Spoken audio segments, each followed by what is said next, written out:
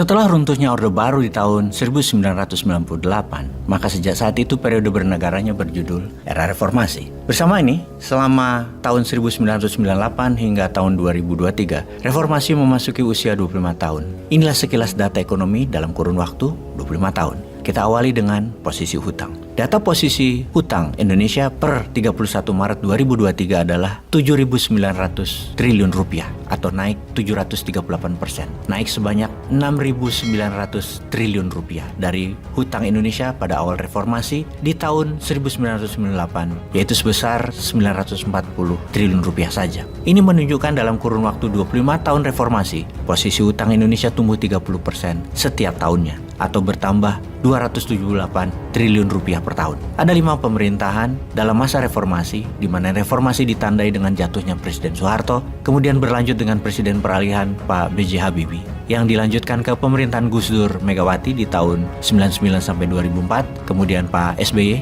tahun 2004 sampai 2014, kemudian Pak Jokowi 2014 sampai 2024. Secara data pemerintahan reformasi hutang dalam triliun rupiah dan dalam persentase pertumbuhan, Gus Dur Megawati 359,5 triliun atau bertambah 38,2%. SBY periode pertama adalah bertambah 291 triliun atau bertambah 22,4%. SBY periode kedua bertambah 1.020 triliun, bertambah 64%. Jokowi periode pertama 2.200 triliun atau bertambah 83,5%. Kemudian Jokowi periode kedua bertambah di 3.100 triliun atau bertambah 64,6%. Penambahan hutang negara dalam kurun waktu 25 tahun dalam era reformasi adalah berjumlah 6.900-an triliun atau plus 738%. Secara jumlah terjadi dalam kabinet Pak Jokowi, yaitu Kabinet Indonesia Kerja dan Kabinet Indonesia Maju sejak 2014 sampai 2023. Akumulasi total hutang tercatat sebesar 5.270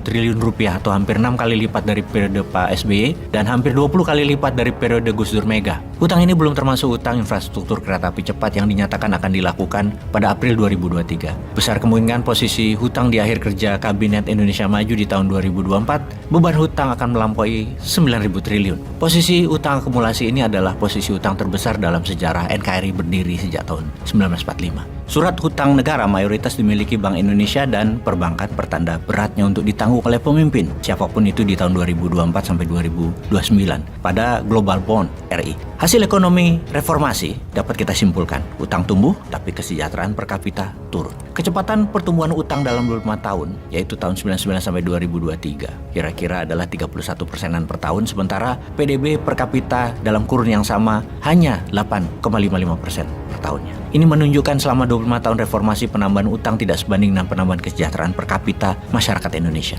Lantas untuk apa era reformasi berhutang bila kesejahteraan rakyat tidak ditingkatkan atau tidak terangkat? Patut diingatkan berdasarkan data BPS tentang PDB per kapita atau GDP per kapita. Di zaman Orde Baru tahun 1971 hingga 1998, PDB per kapita meningkat tajam dari 5,1 juta rupiah tahun 66 naik menjadi 18,9 juta rupiah di tahun 98 atau meningkat secara tahunan 12% dalam 32 tahun berkuasanya Orde Baru. PDB per kapita era reformasi adalah 97 sampai 2022 dari 6,8 juta rupiah di tahun 2000-an menjadi 62,2 juta tahun 2021 atau meningkat 55,4 juta rupiah per tahun dalam 21 tahun dengan rata-rata tumbuh hanya 8,55%. Haruskah periode reformasi kita tutup di tahun 2024? Haruskah kita nyatakan bahwa era reformasi harus disudahi karena tidak relevan lagi dengan zaman ke depannya? Haruskah tokoh reformasi dan sistem reformasi kita pensiunkan di tahun 2024? Sepantasnya kita sudah mempunyai grand design bernegara, khususnya bidang ekonomi dengan perubahan baru. Misalnya masuknya e-gold, masuknya e-rupiah, mempunyai kebijakan perpajakan baru yang pro pengusaha, kebijakan FDI (Foreign Direct Investment) yang tidak berbasis sumber daya alam tetapi berbasis teknologi, kebijakan kelola sumber daya alam kembali ke pasal 33, kebijakan moneter yang agresif, meningkatkan produksi untuk ekspor dan membangun manufaktur pengganti impor. Kalau Newman sih punya, nggak tahu para kandidat yang 2024 ini punya nggak? Mau pakai, monggo kerso, silahkan. Peace.